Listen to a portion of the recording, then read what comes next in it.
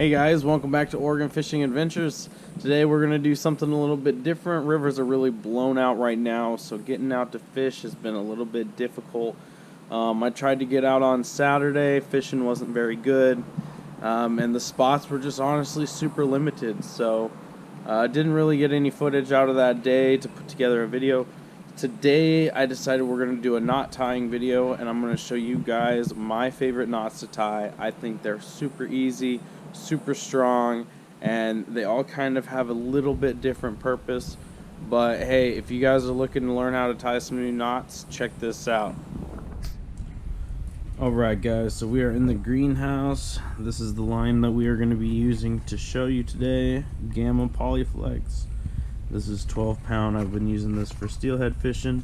I really love the Gamma Polyflex for a copolymer line. It's really good and strong. And we're going to show you a few different knots. One using a single hook. We're going to use an Addicted Sinker Series jig. Show you how to tie on a knot to this.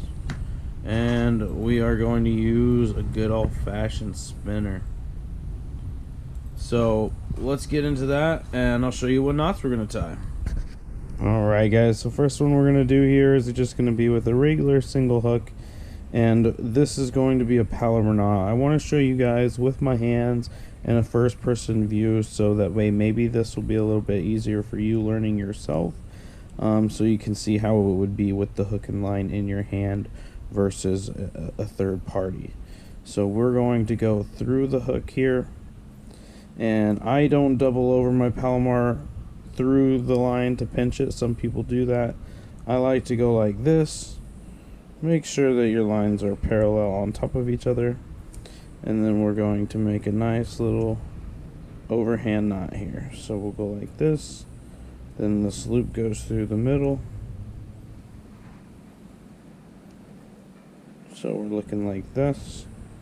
Now what I do next is I'll pull on this loop here, and we're going to cinch this down but not completely tight.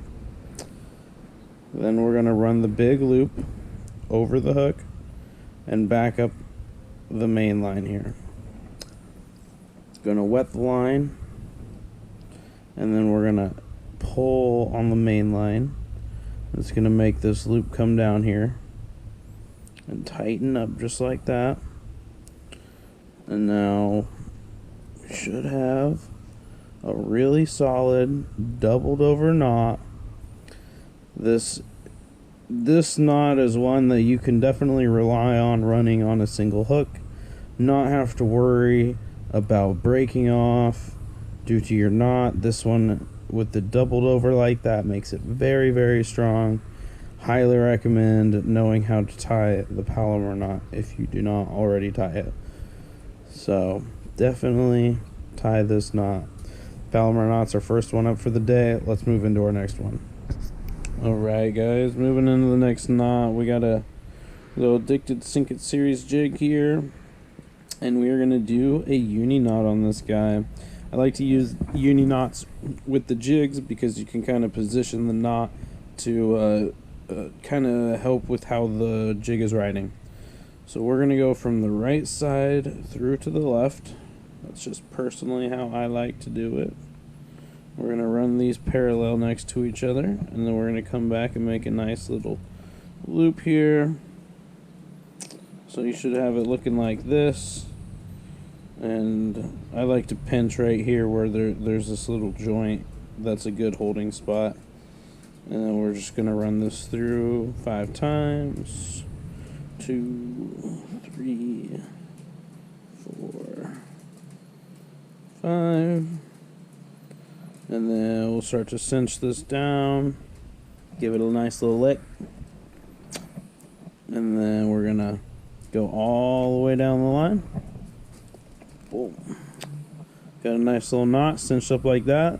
Another nice thing with the uni knot is you can back this up a little bit. So if you want to run a loop knot, you can kind of tighten this to where you have a loop knot.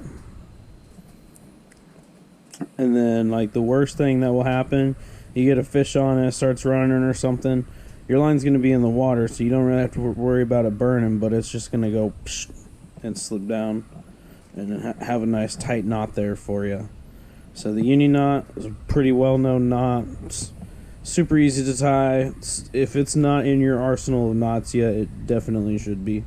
So there's the Uni Knot on a jig for you guys. Alright, for the last knot, we got a spinner here, R&B Lure Co. And this one we are going to do the Orvis Knot. I particularly like this knot for use with spinners because of the way that the tag ends up at the end of the knot. It's just, it's real clean. It makes it so that if you're running your spinner right across the top of weeds, you don't end up getting a bunch of junk like stuck to the knot because of a tag sticking out and stuff. So I like to go from right to left on this one. It's kind of how I see it here. We're going to go right to left so that we're running across top. And now this knot, what I like to do is I call this a behind knot. So we go behind the main line, then we come back up, then we go behind this, and I like to pinch right here. Right here. Now we got an extra loop here where we made, and now we're gonna go into this loop here, but we're gonna go behind and through, and then we're gonna go back wrap around it one more time. Oh, one more time. There you go. So now you have two. Should be looking like this. Now once you got it like this, you'll pull this side up. We'll get a nice little lick on here. Now watch this. We're going to pull this line down and watch how this knot forms right here. See that? The tag is down. Tag is facing down. So when you cut this, it's right nice with your spinner. It's not going to have a tag that comes off up here that's going to grab on something. It's just a real nice knot. And just like that Uni Knot, you get this line a little bit wet, you can pull this knot back up the line a little ways. And this one doesn't stay as well as the Uni Knot, but you can back the knot off if you need to. And then yeah, just cinches right back down real nice. So that is the Orvis Knot, and it is one of my favorite knots that I like to tie, especially for spinners now. Super fast, super easy, especially once you get the hang of it. Just behind. It's literally 4 behind the main line and the loops, and it's a piece of cake. So yeah, I hope that was helpful for you guys. Those are my 3 favorite knots to tie. Alright guys, thanks for coming and hanging out with me today in the garden. Hope those knots helped you out. If you guys don't already tie those knots, let me know how easy it is for you to start learning these knots. I think they're super easy, especially once you get used to tying them on a regular basis.